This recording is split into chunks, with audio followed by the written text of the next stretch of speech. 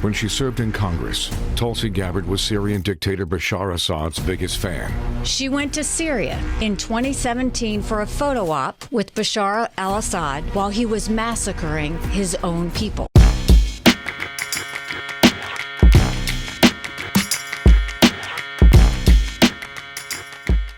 Good and decent people of YouTube, welcome back. It's the new year. Happy New Year to you. And now that it's January, things are going to be a little more intense. We're here. It's crunch time.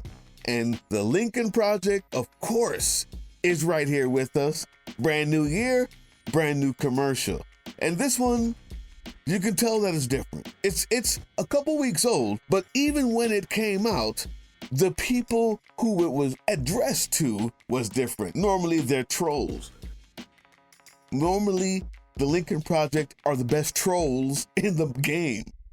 This one was for us. This one was to inform us about Tulsi Gabbard, who may be the most dangerous pick. Of all of the batshit crazy picks that Donald Trump has, there's a reason why this one may be the most dangerous. There's a reason why when this came out, it touched their souls just a little bit. And we know that because the news coverage afterwards in Tulsi Gabbard's own backyard, things changed because of the response that we got from the transition team of Trump himself. It's not covered a lot, but they were humiliated and denied. So I'm gonna go ahead and play this one. You wanna watch this? And when it's done, I'm going to explain to you exactly what the Director of National Intelligence does and what they're over, and exactly why this is the most important. And unlike most of the other funny videos that the Lincoln Project do that I cover, this time, there's something we can do about this. So let's hear what the Lincoln Project has to say in this video. It's good, trust me. When she served in Congress, Tulsi Gabbard was Syrian dictator Bashar Assad's biggest fan. She went to Syria in 2017 for a photo op with Bashar al-Assad while he was massacring his own people. Knowing his record of brutal war crimes and human rights abuses, she even defended Assad after he used chemical weapons on civilians. She promotes Vladimir Putin's worst propaganda, backs Putin's excuses for his illegal war in Ukraine. She fought sanctions against him. Now Trump wants her to run all of America's intelligence operations. She'll know every secret, the identity of everyone who helps the United States. America's allies know Gabbard is a security nightmare. The U.S. Senate is being asked to confirm her in the most powerful intelligence role in the world. It's a risk America can't take. There you have it, right there in black and white. Excellent video, to the point. But you may not actually know what the Director of National Intelligence does. You see, when I say intelligence, many people are going to say, well, CIA, spying. The more savvy of you are going to say covert operation. And of course, putting a Russian spy, a Russian asset, in charge of the CIA and covert operations around the world is ridiculous. But what you don't know is that's the least of it. That's the least of it. Watch this, and I'll explain it afterwards. In 2004, a 17th, the Office of the Director of National Intelligence was set up to oversee them all. Here's what to know about America's intelligence community and how the different branches operate. Start with the armed forces. Each service has at least one major intelligence organization to support its information needs. Then there are intelligence departments. Those are the offices embedded in other government agencies to enable their missions. The Office of National Security Intelligence, which analyzes major drug cartels and facilitates counter-narcotics efforts. The Office of Intelligence and Counterintelligence, which provides analysis on foreign nuclear weapons and global energy issues. The Office of Intelligence and Analysis, which focuses on domestic threats. The Bureau of Intelligence and Research, which provides analysis for the Secretary of State and ambassadors. And the Office of Terrorism and Financial Intelligence, which focuses on international economic issues. Finally, the national agencies that help advise the Director of National Intelligence. Those include the CIA, which collects and analyzes foreign intelligence to inform policymakers, the NSA, which mostly monitors foreign information systems for signals intelligence, collecting data, including cell phone and email traffic, for intelligence and counterintelligence purposes, and sometimes sweeping up information about Americans in the process. The Defense Intelligence Agency, which focuses on foreign military intelligence, the National Geospatial Intelligence Agency, which charts and maps the physical Earth and human activity for national security purposes, and the National Reconnaissance Office, which designs, builds, launches, and maintains U.S. spy satellites. Then there's the FBI's Counterintelligence Unit, which helps protect the American homeland from foreign intelligence operations here. Did you catch it, YouTube? Let's just start with the foreign signals intelligence.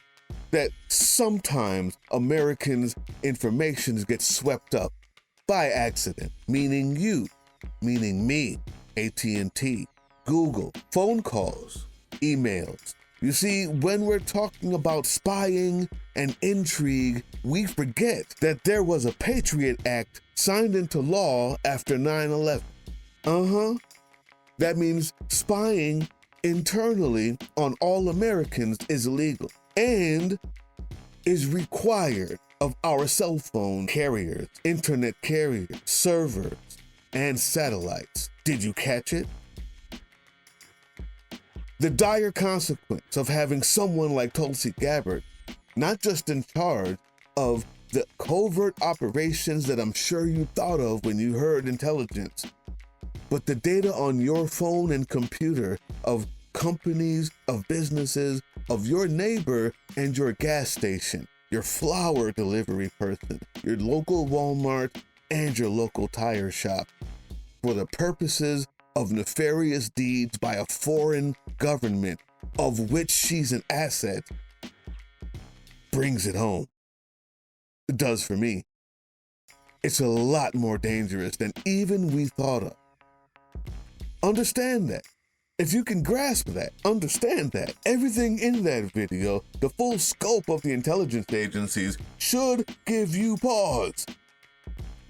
But let's talk about just the next thing I want to bring up here, that the person in charge of Doge, who just paid for a campaign for our felon-in-chief, runs the satellites. The satellites that also give internet service to Ukraine, Taiwan, as well as our enemies, who now is in control of the budget that pays for the satellites. And the person in charge of the intelligence gathered from them could be a Russian asset. You may have heard some of her public remarks about Ukraine that some of her critics have said echo Russian talking points. But for the 18 agencies that make up the intelligence community, everything from the CIA to the FBI to pieces of the Department of Homeland Security, the far bigger issue is her views on surveillance. She introduced legislation that would have completely done away with one of the government's most powerful spying authorities that lets it spy on foreigners overseas. One national security expert told me that this would be like throwing away more than half of the president's daily intelligence briefing on a given day. If you've never cared about foreign policy before, now's the time. Now is the time. Because if you want to become a colony of a larger state that will use you for mining purposes only, this is how you do it. Period. What are we going to do about this? Well, luckily for us, Trump alone cannot appoint that position. And there are already people in high offices that know exactly who she is. They also are just waiting for a reason that will also be financially or powerfully beneficial to them. The power they hold is within your phone call, knocking on the door, email. You have senators that you can call daily. You can set it up. You already know there's a resistance forming, but if you don't need to be a part of the resistance, just send me an email and ask me what that number is. You can also go anywhere in your government site, just put in yourstate.gov and the numbers will show up. Call. Get a group of people to call at the same time, to not just annoy them, but to also let them know that there's consequences for saying yes. There's another thing. I know you guys think that that doesn't work. I promise you it does. I've seen it work. It works. We need to call. We need to email. Physical letters are the final and last reiterants. They work the least. But in addition to the other methods they work, there's something else. There's petitions out there by peoplefortheamericanway.com. peoplefortheamericanway.com. When you get there, there's petition. There's thousands of names. When you get there, find other places that do the same thing. Sign every one of them. We want the calls to the people who we can pressure because they don't want to vote for her. They don't. I promise you. They just need a reason. Good and decent people, it's a new year. It's a new fight. I won't give up. Some people already have. And guess what? I cannot control that. And I cannot dictate others' responses. What I can do is tell you, if you're ready, I'm here.